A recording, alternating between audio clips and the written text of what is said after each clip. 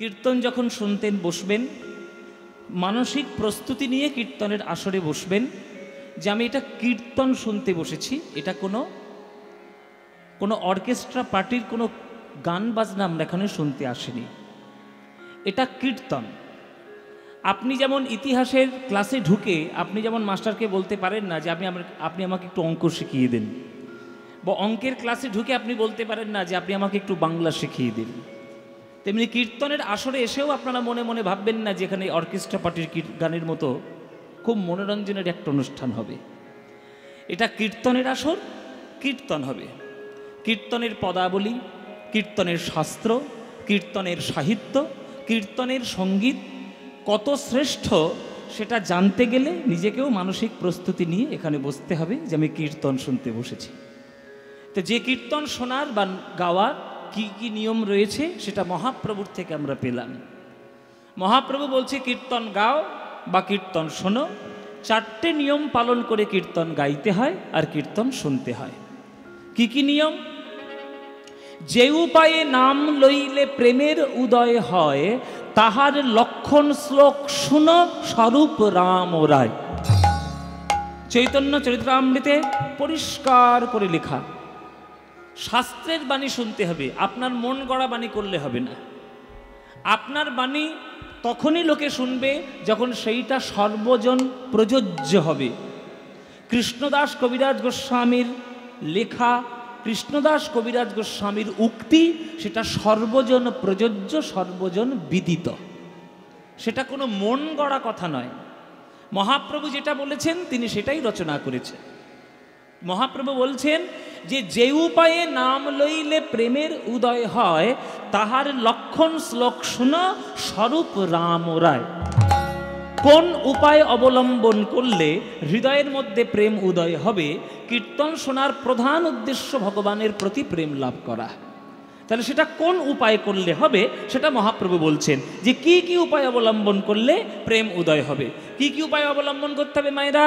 কপালে একটা তিলক দিতে হবে, একটা ধুতি পরতে হবে, একটা গলায় তুলসীর মালা রাখতে হবে, হ্যাঁ, মাথায় একটা শিখা রাখতে হবে পুরুষ হলে, আর তারপরে হাতে একটা মোটা মোটা জপের মালা নিতে হবে। এইগুলো নিয়ম না, এগুলো নিয়ম নয়। তিলক করা, মালা পরা, ধুতি পরা, গলায় তুলসীর মালা দেওয়া, এগুলো নিয়ম তাদের জন্য প্রযোজ্য যারা আশ্রমবাসী হয়ে গেছে, যারা বাবাজি হয়ে গেছে, ওটা তাদের জন্য। আপনি সংসারী মানুষ, কপালে যদি তিলক করতে পারেন খুব ভালো ব্যাপার, যদি না করতে পারেন কোনো রকম মহাভারত অশুদ্ধ হবে না। ভগবান আপনার কপালের তিলক দেখে আপনার কাছে আসবে না, ভগবান আপনার হৃদয়ের ভক্তিটা দেখে আসবে। কপালে তিলক থাকলো কি না থাকলো সেটা বড় কথা নয়। সুতরাং আপনার মনে যদি ভক্তি থাকে, আপনার মনে যদি প্রেম থাকে, ওই যে সে রামকৃষ্ণ ঠাকুরের গল্প আছে না, যে শূকরের মাংস বিক্রি করতো, যে মাছ বিক্রি করতো, সেই বাটকারাটাকেও সে পুজো করতো, তাতেই ভগবান পেয়েছে। ওই বাটকারার মধ্যেই সে লোহা ভেবে সেই ভগবানকে পেয়ে গেল। আপনার মনটা যদি প্রেম ভক্তিতে পরিপূর্ণ থাকে, আপনার কপালে তিলক থাকলেও ভগবান আসবে, না থাকলেও ভগবান আসবে। কিন্তু কোনটা না থাকলে ভগবান আসবে না সেইটা মহাপ্রভু বলে গেছে, যে এই উপায়টা অবলম্বন না করলে ভগবান আসবে না। তাহলে কোন উপায় অবলম্বন করতে হবে? মহাপ্রভুর শিক্ষাষ্টকের মধ্যে একটা শ্লোক তিনি বললেন। কি নিয়ম? ত্রিনাদপি সুনীচেন তরোরিব সহিষ্ণুনা অমানি নামানতেন কীর্তনীয় সদা হরি। এই হচ্ছে নিয়ম। প্রথম নিয়ম কি? ত্রিনাদপি সুনীচেন। ত্রিনাদপি, ঘাসের থেকে, সুনীচেন, নিচু হতে হবে। কোনটাকে নিচু করবেন? আপনার তো লম্বায়, আমার যেমন উচ্চতা হচ্ছে 5 ফুট 10 ইঞ্চি, তাহলে আমার উচ্চতা যদি 5 ফুট 10 ইঞ্চি হয়, আমি 2 ইঞ্চি ঘাসের থেকে কি করে আমি নিচু করব দেহটাকে? এটা কি সম্ভব? এটা কি আমার দ্বারা কোনো জাদুটোনা করা সম্ভব যে আমি ঘাসের থেকে নিচু হয়ে যাব? না। তাহলে আপনাকে কোনটা নিচু করতে বলা হয়েছে? দেহটাকে নয়, আপনার মনকে নিচু করতে বলা হয়েছে ঘাসের থেকে।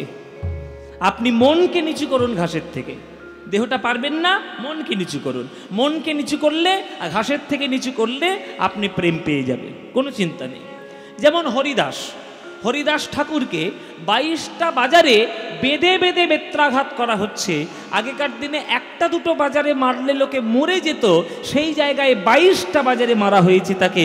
তবুও সেই হরিদাস বলেছে, খণ্ড খণ্ড যদি হয় দেহ, যায় মোর প্রাণ, তথাপি না ছাড়িব আমি মধুর কৃষ্ণ। এইটাই ঘাসের থেকে নিচু হওয়া। অত্যাচার শত হচ্ছে, কিন্তু কারোর অকল্যাণ কামনা সে করছে না। যারা তাদের মারছে তাকে হরিদাস একবারের জন্যও বলেনি যে প্রভু তুমি ওদের উচিত শিক্ষা দাও, ওদের একটা বোঝাপড়া করে দাও, একবারের জন্যও বলেনি। এইটা যদি তুমি করতে পারো তাহলেই জানবে যে তুমি ঘাসের থেকে দেহটাকে, মনটাকে নিচু করতে পারলে। তখনই আপনার মধ্যে প্রেম হবে, তখনই তোমার মধ্যে প্রেম হবে। 1 নম্বর নিয়ম। প্রথম নিয়ম ত্রিনাদপি সুনিচেন। 2 নম্বর নিয়ম তরোরিব সহিষ্ণুনা। গাছের মতো সহ্য করো। গাছ কত বড় সহ্য ক্ষমতা রাখে, তার বিন্দু মাত্র সহ্য ক্ষমতা তোমার মধ্যে নাই। এই যে চৈত্র মাস পড়েছে, এই আজকে চৈত্র মাসের 3 তারিখ, আজকেই হচ্ছে 36 ডিগ্রি সেলসিয়াস বাইরের তাপমাত্রা। আপনারা হাঁসফাঁস করছেন, এসি চালাচ্ছেন, পাখা চালাচ্ছেন, পাখার তলায় গিয়ে বসছেন, খালের ধারে নদীর ধারে ডুবে মরছেন, কিন্তু কোনো গাছকে গিয়ে কেউ এসি দিয়েছে?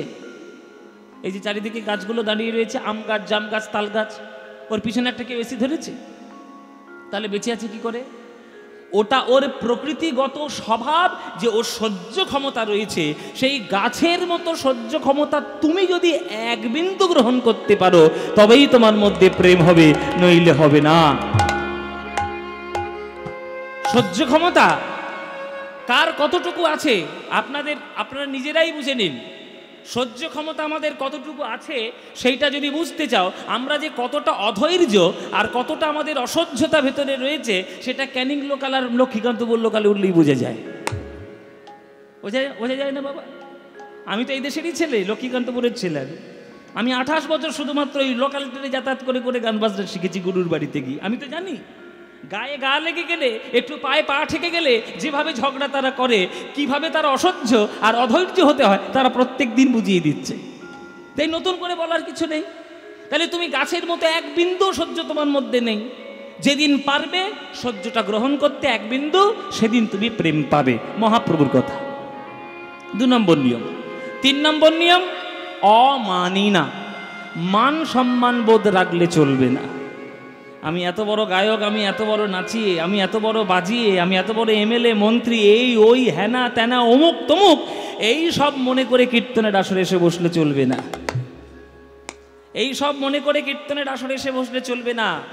তুমি কীর্তন শুনতে বসেছ, ওই ধুলোর মধ্যে বসে চুপচাপ করে। ধুলোর মধ্যে বসে থাকার চেষ্টা করলে, সেই স্বভাবটা তৈরি করতে পারলে তবেই তুমি প্রেম পাবে। তুমি এমন কিছু স্পেশাল মানুষ নাও যে তোমার জন্য সোফার ব্যবস্থা করে দিতে হবে সামনে। স্পেশাল মানুষ তারা কারা? ষড়গোস্বামী, জয়রূপ সনাতন ভট্ট রঘুনাথ, শ্রীজীব গোপাল ভট্ট দাস রঘুনাথ, এরা স্পেশাল মানুষ। এরা সারা জীবন সাধনা করেছে, কিন্তু একদিনের জন্য সোফার জন্য কাঁদেনি যে আমার সামনে কেন একটা সোফা দাওনি, আমি তাতে গিয়ে বসবো। সারা জীবন তারা ধুলোর মধ্যে গড়াগড়ি দিয়েছে। মায়েরা নবদ্বীপের ধুলায়, বৃন্দাবনের ধুলায় গড়াগড়ি দিয়ে হাগৌর হা কৃষ্ণ বলে কেঁদে কেঁদে তারা শ্রেষ্ঠত্ব লাভ করেছে। আর সেই বৈষ্ণব জগতে তুমি এসে ওই সোফা খুঁজছো? হবে না। ধুলোর মধ্যে বসো চুপচাপ। শিক্ষার্থী হতে গেলে যেমন মাস্টারমশাইয়ের সামনে গিয়ে চুপচাপ বসতে হয়, তেমনি প্রেম লাভ করতে গেলে সকল মান সম্মান দূর করে ধুলোর মধ্যে বসতে হয়। তাই অমানি না, মান সম্মান রাখবে না, মান সম্মান ত্যাগ করো। এটা 3 নম্বর নিয়ম। আর 4 নম্বর নিয়ম মান দেন। সবাইকে সম্মান করতে শেখো। বৈষ্ণব উত্তম হইয়া হবে নিরভিমান, জীবে সম্মান দিবে জানি কৃষ্ণ অধিষ্ঠান। আমি যার দাস, আমি যার সেবক, যে ভগবানের চরণ সেবা আমি করি, সেই ভগবান আমার মধ্যেও যেমন আছে, আপনার মধ্যেও আছে, ওই বাচ্চাটার মধ্যেও আছে, ওই কুকুরটার মধ্যেও আছে, ওই গরুটার মধ্যেও আছে। প্রত্যেককে সম্মান ভেবে, সেই ভগবানের চরণ ভেবেই তুমি যদি সম্মান দিতে পারো তবেই তোমার মধ্যে প্রেম হবে, নইলে হবে না। ব্যাস, পরিষ্কার বলে দিলাম। এবার যে পালন করতে পারবে সে পাবে, যে পালন করতে পারবে না নরকে গিয়ে পৌঁছবে। এবার তোমরা কি করবে কি করবে না দেখে নাও, বুঝে নাও। পালন করবে কি করবে না। মহাপ্রভুর সোজা কথা, ঘাসের থেকে নিচু হও, গাছের মতো সহ্য করো, মান সম্মান পরিত্যাগ করো, আর সকলকে সম্মান দিতে শেখো।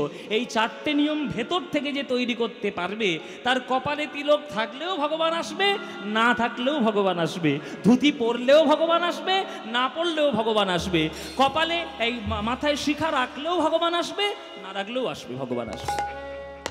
শুধু ভেতরটা তৈরি করে নাও। জমি যদি উর্বর হয়, যে কোনো ধরনের গাছ দেবে, ঠিক ফলে যাবে। আর জমি যদি অনুর্বর হয়, তাতে তুমি হাজার চেষ্টা করো, কোনো দিন কোনো ধান ফলাতেও পারবে না, আর কাশ্মীরের আপেলও কখনো হবে না। সুতরাং জমি তৈরি করো, আগে হৃদয় তৈরি করো, জমি তৈরি করে হৃদয়টিকে তৈরি করে মহাপ্রভুর চরণে সেই হৃদয়টিকে অর্পণ করো, আর মাথা নিচু করে ভগবানের চরণের ধুলো মাথায় মেখে নাও। আমার মাথা নত করে দাও হে তোমার চরণ ধুলার তলে, মাথা নত করে দাও হে তোমার চরণ ধুলার তলে, সকল অহংকার হে আমার ডুবাও চোখের জলে, আমার মাথা নত করে দাও হে তোমার চরণ ধুলার তলে।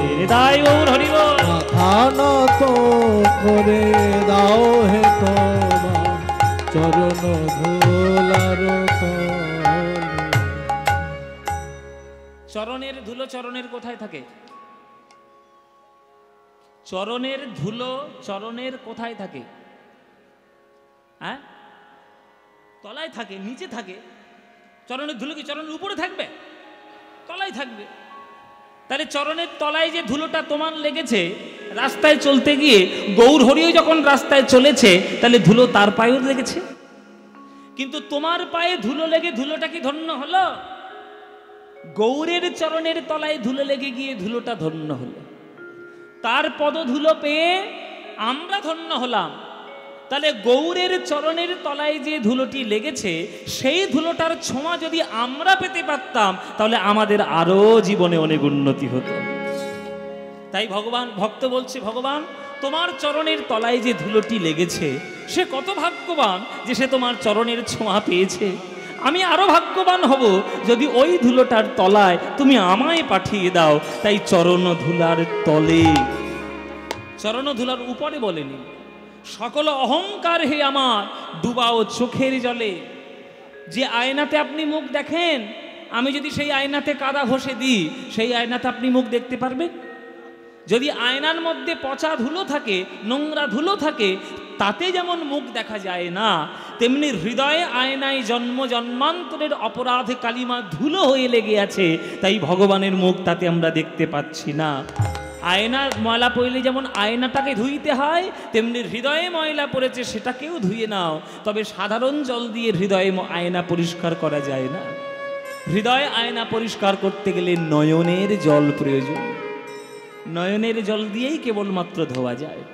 সকল অহংকারে আমার ডুবাও চোখের জলে, আমার মাথা নত করে দাও হে তোমার চরণ ধুলার তলে। নিজের করিতে গৌরবদান, নিজের কেবলি করি অপমান, নিজের করিতে গৌরবদান, নিজের কেবলি করি অপমান। নিজেরে করিতে গৌরব দান, নিজেরে কেবলই করি অপমান। আমি বিরাট টাকা পয়সার মালিক হলাম, কোটি কোটি টাকা আমার ব্যাংকের পাসবইয়ে সবসময় পড়ে আছে, লোকে আমার দেখলেই সেলাম ঠোকে। আর আমার বাবা মা আমার বাড়ির তলায় সিঁড়িতে মালসার হাঁড়িতে ভাত খায়। আমি মানুষ হলাম? আমি বিরাট শিক্ষিত হয়ে, বিরাট বড়লোক হয়ে, অর্থনৈতিক দিক দিয়ে উন্নতি হয়ে, সামাজিক দিক দিয়ে উন্নতি হয়ে, সকল কিছু উন্নতি হয়ে আমি যদি আমার বাবা মার চরণে একটা প্রণাম জানাতে না পারি, আমি কি উন্নত হলাম? আমি অনুন্নত হলাম। তেমনি ভগবানের জগতে দাঁড়িয়ে তার সম্পত্তি নিয়ে তুমি তারই জগতে নিয়ে কৃপায় দাঁড়িয়ে রয়েছো, অথচ সেই ভগবানকেই তুমি অস্বীকার করছো, তাহলে তুমি কি উন্নত হলে? উন্নত হলে না, অনুন্নত হলে। অহংকার আমাদের এমনভাবে আমাদের মাথা চাড়া দেয় যে আমরা অর্থ পেয়ে, সমাজ পেয়ে আমরা যেন নিজেদেরকে ভগবানের মতো বলেই মনে করি। জেনে রাখবে, তুমি যতই বড় হওয়ার চেষ্টা করো না কেন, তোমার থেকেও আর একজন বড় হয়ে রয়েছে। নিজেরে করিতে গৌরবদান, নিজেরে কেবলি করি অপমান, আপনারে শুধু ঘেরিয়া ঘেরিয়া ঘুরে মরি পলে পলে, আমার মাথা নত করে দাও হে তোমার চরণ ধুলার তলে, মাথা না ধুলার তলে। মাথা নত করে দাও। বলছে যে ভগবানের পায়ের ধুলোয় তুমি ঠাঁই নেওয়ার চেষ্টা করছো, সেই ভগবানের পায়ের ধুলোয় ঠাঁই নেওয়ার বহু কালাকে বহু চেষ্টা করেছে, কিন্তু আমরা অহংকারে আমরা এত পরিপূর্ণ হয়েছি যে আমরা ভগবানকে দেখার মতো সময় আমাদের নেই। প্রত্যেক দিন 5 ঘন্টা করে ফেসবুক করার সময় আছে, কিন্তু ভগবানের নাম নেওয়ার জন্য আধ ঘন্টা সময় নেই। এখনকার প্রত্যেকটা মানুষের একটাই অজুহাত, সময় নেই। সময়টাকে আপনি ইউটিলাইজ করছেন না সময়টাকে আপনি নষ্ট করে ফেলছেন, সেটা নিজে চিন্তা করুন। ভগবানের চরণে সেইটা না করতে পারলে আপনি মাথা নত করতে পারবেন না। আমার এই কর্তৃপক্ষদের একটা আপনাদের সবার কাছে একটা আদর আপ্যায়ন এবং একটা আবদার রয়েছে যে এই বিরাট বড় অনুষ্ঠানে আজকে আপনারা হাজার হাজার ভক্তবৃন্দগণ গান শুনতে আসছেন বা এসেছেন। এত সুন্দর আসরে আমার কর্তৃপক্ষদের একটা দাবি যে আমরা সুন্দর করে এই আসরের জন্য আমরা একটা মন্দির বানাতে চাই, যেখানে মানুষ এসে প্রত্যেক দিন একটু মাথা নত করে যাবে। মন্দির কেবলমাত্র আড়ম্বর করার জন্য নয়, যে দেখো আমি কত বড় মন্দির করেছি, শ্বেত পাথর দিয়ে কত বড় বড় বিগ্রহ নিয়ে এসেছি কোটি কোটি টাকা দিয়ে, এটার জন্য মন্দির নয়। মন্দির হলো এই কারণে যে আমার থেকে আমি যে একজনের দ্বারা এই জগতে এসেছি, তার চরণে সবসময় মাথা নত করে জগতে চলতে হবে, সেইটা বোঝানোর জন্য। তাই আপনাদের সবার কাছে তাদের একটা নিবেদন, আপনারা যার যতটুকু সামর্থ্য, যার যতটুকু আপনাদের সাধ্য মতো আপনারা চেষ্টা করে আপনাদের এই রায়বাঘিনী এই অঞ্চলে কীর্তনের হরিবাসরের জন্য, সেই মন্দিরের জন্য আপনারা একটু দান দেবেন, একটু সাহায্য করবেন। এটা আমি আগে থেকেই বলে রাখলাম, তারা আমাকে বলতে বলেছিল, ওই জন্যে করজোরে অনুরোধ করে বলে রাখলাম যে মাথাটা নত করার জন্যই মন্দিরটা দরকার। আমি কত বড় হয়েছি সেটা আমি প্রচার করব না। মৃগনাভির গন্ধ যেমন মৃগ বুঝতে পারে না তার নাভি থেকেই আসছে, তেমনি যে প্রকৃত গুণী হবে তাকে নিজেই বলতে হবে না যে আমিই গুণী, চারিদিকের মানুষ তাকে গুণী বলে পাগল হয়ে যাবে। সেটাই হচ্ছে প্রকৃত গুণী বাবা। যে নিজে উঁচু হবে সে কখনো নিজেকে উঁচু করে দেখার চেষ্টা করবে না। আমারে না যেন করি প্রচার আমার আপন কাজে, তোমার ইচ্ছা করো হে পূর্ণ আমার জীবন মাঝে, যাচি হে তোমার চরম শান্তি, পরাণে তোমার পরম কান্তি, যাচি হে তোমার চরম শান্তি, পরাণে তোমার পরম কান্তি, যাচি হে তোমার চরম শান্তি, পরাণে তোমার পরম কান্তি, যাচি হে তোমার চরম শান্তি, পরাণে তোমার পরম কান্তি। আমারে আড়াল করিয়া দাঁড়াও হৃদয় পদ্ম পদ্ম দলে। যে কথাগুলো বলছি মায়েরা বুঝতে পারছেন? পরিষ্কার বুঝতে পারছেন তো? আমার মন গড়া কথা বলতে আমি এখানে আসিনি। আমি এসেছি রবীন্দ্রনাথের কথা বলতে, আমি এসেছি পদকর্তাদের কথা বলতে, আমি শাস্ত্রের কথা বলতে এসেছি। যত সুন্দর করে মন দিয়ে নিজেরা শুনবেন তত জীবন আপনার ভালো হবে। যদি না শোনেন আপনারই ভালো হবে না, যে শুনবে তার কাজ হবে। একটা গাধা যদি সারা জীবন তুলোর বস্তা বয় তার আপত্তি থাকবে ভীষণভাবে, কিন্তু সে যদি সারা জীবন চিনির বস্তা বয় তার আপত্তি নেই। গাধা জানে বস্তা ছেড়ে যখন চিনিটা মাটিতে পড়বে আমি চেটে চেটে একটু চিনি খেতে পারবো, কিন্তু তুলো মাটিতে পড়ে গেলে তার বালিশ করে সে গাধা শোবে? জীবনে শোবে না। তাই চিনির বস্তা বইলে গাধার আপত্তি নেই, তুলোর বস্তা বইলে গাধার আপত্তি রয়েছে। সেখানে চিনি কোনটা তুলো কোনটা? এই যে জগতের সকল এই সংসারের কাজ করে বেড়াচ্ছ মায়েরা, এগুলো হচ্ছে তুলোর বস্তা। সারা জীবন বয়ে যাবে, আরাম কিছুতেই পাবে না। ওটা তোমার ঘুমানোর জন্য, আরামের জন্য নয়। কিন্তু কেউ যদি তার জীবন দিয়ে পারমার্থিক কাজে যদি লাগিয়ে দেয়, জগতের সেবার কাজে লাগিয়ে দেয়, গৌর গোবিন্দের সেবা, গোবিন্দের সেবা এবং গুরুর সেবায় যদি লাগিয়ে দেয়, ভক্তদের সেবায় যদি লাগিয়ে দেয়, তাহলে জানবেন প্রত্যেকটি পদক্ষেপে সে ভগবানের অমৃত স্বরূপ আস্বাদন করতে পারবে। এবার আপনাদের ব্যাপার, আপনারা তুলো বইবেন না চিনি বইবেন নিজেদের ব্যাপার। গণতন্ত্রের যুগ, আপনারা কি করবেন না করবেন আমি বলবো? যেটা আপনার মনে হবে সেটা করবেন, ভালো উপদেশটা আমি দিয়ে যাব, করার দায়িত্ব আপনাদের। ওই জন্যে গাধার মতো আমরা সারা জীবন যদি ভগবানের কাজ করতে পারি, তাহলে একদিন যখন ভগবানের কৃপা হবে তখন অন্তরের আয়নায় তার রূপ নয়ন ভরে একবার দর্শন হয়েই যাবে।